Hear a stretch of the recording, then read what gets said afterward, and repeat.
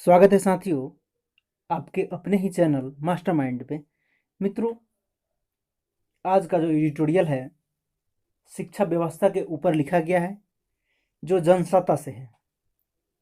अगर आप लोग शिक्षक भर्ती का तैयारी करते हैं या शिक्षक हैं या नवी शिक्षक हैं तो आपको जानना बहुत ज़रूरी है। मित्रों, ये जो है एडिटोरियल संगीता सहाय के द्वारा लिखा गया है, जो आज ही के पेपर में दिया हुआ है।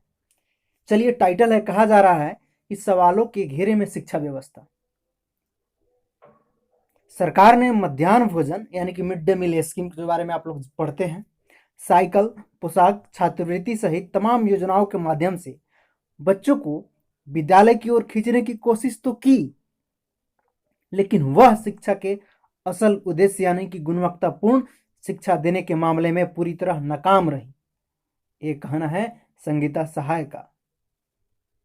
इसका बड़ा कारण इस व्यवस्था की रीढ़ शिक्षकों की अनदेखी है। कहा जा रहा है इनके द्वारा कि एक वक्त था जब नालंदा, विक्रमशिला जैसे विख्यात शिक्षा केंद्र भारतवर्ष का गौरव हुआ करते थे। यहाँ के ज्ञान से पूरा विश्व अवलोकित हुआ। बीच के कालखंड में भी इस क्षेत्र के शिक्षा केंद्रों ने अपनी प्राचीन परंपरा को बनाए रखा, लेकिन भारत की आज़ादी के बाद बिहार में शिक्षा के ऐसे बुरे दिन शुरू हुए कि साल दर साल हमारी यह महान गौरवशाली परंपरा सियासत की भेंट चढ़ती चली गई। वर्तमान में बिहार की शिक्षा व्यवस्था का हाल किसी से छिपा नहीं है।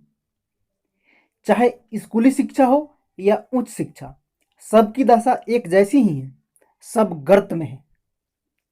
राज्य के वर्तमान शैक्षणिक हालात, विशेषकर बदहालत होती विद्यालय शिक्षा पर विस्तृत चर्चा से पूर्व कुछ आंकड़ों पर गौर करने की जरूरत है। ध्यान दीजिएगा आप लोग। गौरतलब है कि वर्ष 2009 में राज्य के सरकारी विद्यालयों में करीब 27 लाख बच्चों का दाखिला पहली कक्षा में हुआ था। कब? तो 2009 में। वर्ष 2018 में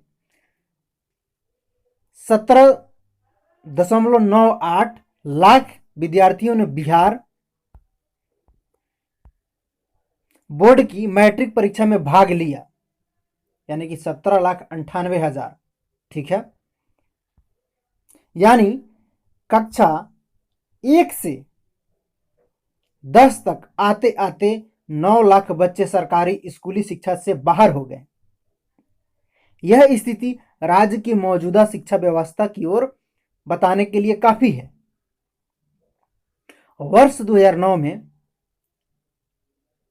भारत सरकार के शिक्षा विभाग ने उन स्कूलों को बंद करने का निर्देश जारी किया था जहां नामांकन या तो शून्य था या 20 से कम हो गया था। यूडाइस के 2017-18 के आंकड़ों के मुताबिक शून्य नामांकन वाले स्कूलों की संख्या 13 है, जहां शून्य नामांकन है। ये आंकड़ा 2017-18 के मुताबिक है। तो ऐसे स्कूलों की संख्या 13 है, जबकि 171 विद्यालयों में नामांकन 20 से भी कम हुआ है। 173 विद्यालय ऐसा है जहां नामांकन 20 बच्चों का भी उससे कम हुआ है। इसी प्रकार 21 से जो है 30 और 31 से 39 नामांकन वाले प्राथमिक विद्यालयों की संख्या क्रमशः 336 और 620 है। एक अन्य रिपोर्ट के अनुसार राज्य के ज्यादातर जिलों में पहली और दूसरी कक्षा में नामांकित बच्चों की संख्या 8वीं की कुल नामांकन से 20% से भी कम है। कहा जा सकता है कि हर साल नामांकन दर तो कमी हो रही है, साथ ही बीच में ही स्कूल छोड़ देने की दर भी बढ़ती जा रही है। एक स्थिति यह भी है कि सरकारी लाभ लेने के लिए बच्चे दाखिला तो ले लेते हैं, परंतु विधिवत पढ़ाई पब्लिक स्कूलों और प्राइवेट ट्यूशन के द्वारा करते हैं। इसके कई कारण हैं। राज्य के करीब 96.4% विद्यालयों में शिक्षक छात्र का अनुपात ठीक नहीं है। जबकि 52.3% विद्यालय में शिक्षक कक्षा का अनुपात ठीक नहीं है। करीब 40% जो है विद्यालयों में शौचालय की कोई व्यवस्था नहीं है, और जहां है भी वहां उनके उपयोग की आदत बच्चों में डाली नहीं गई है या उपयोग करने ही नहीं दिया जाता है। हैरानी की बात तो यह है कि 35 से 40% विद्यालयों में पुस्तकालय भी नहीं है। मिड डे मील बच्चों को स्कूल में बुलाने और उन्हें वहां रोक के रखने का एक बड़ा माध्यम है, परंतु इसमें आए दिन होने वाले घोटालों की समस्या के अलावा अधिकांश विद्यालयों में अब तक न तो सही तरीके से रसोई घर है, न ही बच्चों को बैठाकर खिलाने के लिए जगह है।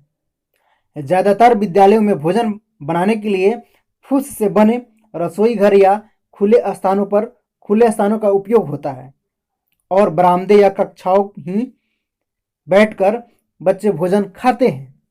खाना बनाने और खिलाने के काम में साफ सफाई का ध्यान न के बराबर ही रखा जाता है।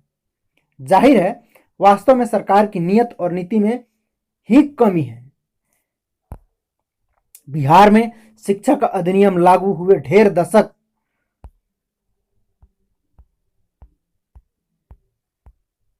हो चुके हैं, पर यह कानून अभी भी ज्यादातर मामलों में सलीब पर ही टंगा है। केंद्र सरकार सर्व शिक्षा अभियान और राष्ट्रीय माध्यमिक शिक्षा अभियान के तहत हजारों करोड़ रुपए राज्यों को उपलब्ध कराती है। इस कार्यक्रम के तहत प्रत्येक 5 किलोमीटर की परिधि में कम से कम एक माध्यमिक स्कूल खोलने का लक्ष्य रखा गया है। इसके तहत राज्य में 949 जो है मध्य विद्यालय को उन्नत किया जाना है, पर बिहार इन तमाम लक्ष्यों से कोसों दूर है। राज्य की करीब 65% जो है पंचायतों में माध्यमिक और उच्चतर माध्यमिक विद्यालय नहीं है, जबकि राष्ट्रीय माध्यमिक शिक्षा अभियान के तहत प्रत्येक ग्राम में एक माध्यमिक स्कूल होना चाहिए। विद्यालयों में शिक्षक, शैक्षणिक संसाधन सहित तमाम आवश्यक चीजों की कमी है। बच्चों के शारीरिक और मानसिक विकास के लिए गैर शैक्षणिक गतिविधियों का आयोजन बस खानापूर्ति के लिए होता है। विद्यालयों की बेहतरी के लिए बनी अधिकांश योजनाएं फाइलों में धूल खाती रह जाती है। यह स्थिति शिक्षण के हर स्तर पर है। बिहार में सर्वप्रथम वर्ष 2008-9 में नियमित रूप से इंटरमीडिएट की पढ़ाई करने के लिए उच्च विद्यालयों को उच्चतर माध्यमिक विद्यालय के रूप में प्रोन्नत करने की प्रक्रिया शुरू हुई थी। यह कार्य लगभग बिना किसी नियोजित तैयारी के शुरू कर दिया गया। उन विद्यालयों से मैट्रिक करने वाले छात्रों को पुनः वहीं से 11वीं और 12वीं करने के लिए बाध्य होना पड़ा। उन तमाम विद्यालयों में तब भी और अब भी 9वें और 10वें वर्ग के लिए ही सभी विषयों के शिक्षक सहित तमाम शैक्षणिक संसाधनों की कमी बनी हुई है।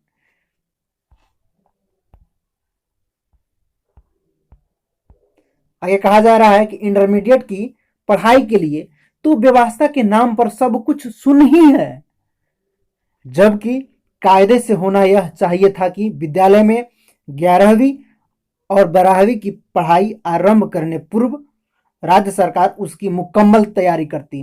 प्रत्येक विषय के लिए योग्य शिक्षकों की बहाली, सुविधायुक्त भवन निर्माण, पुस्तकालय, विज्ञान विषयों के लिए प्रयोगशाला सहित तमाम संसाधनों की व्यवस्था करनी चाहिए थी। लेकिन यह दुखद है कि कई सत्र बीत जाने के बावजूद भी आज भी प्रत्येक वर्ष इसके लिए सभी विभागों, विज्ञान, कला और वाणिज्य आदि में छात्रों का नामांकन तो हो रहा है, परंतु उनकी पढ़ाई से संबंधित सभी सुविधाएं और संसाधन लगभग नदारद है। ऐसे हाल में छात्रों की उपस्थिति और पढ़ाई की बात करना ही बेमानी है। सरकार ने मध्याह्न भोजन, साइकिल, पोशाक, छात्रवृत्ति सहित तमाम योजनाओं के माध्यम से बच्चों को विद्यालय की ओर खींचने की कोशिश तो की, लेकिन वह शिक्षा के असल उद्देश्य यानी कि गुणवत्तापूर्ण शिक्षा देने के मामले में पूरी तरह नाकाम रही। इसका बड़ा कारण यह व्यवस्था की रीढ़ शिक्षकों की अनदेखी है। इससे गुणवत्ता को नजरअंदाज करने, नियुक्ति के तरीकों को असमान और नियंत्रण वेतन भत्ते से लेकर के अन्य हर स्तर पर लगातार किया जा रहा है। वर्ष 2006 से सरकार द्वारा शिक्षक नियुक्ति के नियमों को परिवर्तित कर इसके लिए नए सिरे से नियोजन इकाई का निर्माण किया गया था, जिसकी जिम्मेदारी पंचायती राज व्यवस्था को दी गई। तब से लेकर अब तक राज्य के विद्यालयों में सभी स्तर पर डिग्री लाओ नौकरी पाओ के तरीके से शिक्षक के पद भरे जा रहे हैं। फलस्वरूप आज इस पद पर लगभग वही लोग आते हैं जो हर तरफ से थक हार चुके होते हैं। स्वाभाविक रूप से इससे शिक्षा स्तर भी घटा। सबसे बड़ा सवाल सरकार की मंशा पर है। साल दर साल बर्बाद और समाप्ति होते सरकारी शिक्षा संस्थान और हर रोज खुलते महंगे गैर सरकारी विद्यालय और कोचिंग संस्थान बड़े बड़े उद्योगपतियों, राजनेताओं सहित तमाम संपन्न लोगों द्वारा इसे व्यवसाय के रूप में अपनाना, सब कुछ यह स्पष्ट करने के लिए काफी है कि सरकार का कदम सरकारी शिक्षा को पूर्णतः समाप्त कर उनका निजीकरण करना है। हर स्तर पर फैली कुव्यवस्था राज्य की शिक्षा व्यवस्था की बर्बादी को मुकम्मल करने के लिए काफी है। यह मुद्दा राज्य की लगभग 83% जो है आबादी के जीवन के अस्तित्व से जुड़ा है।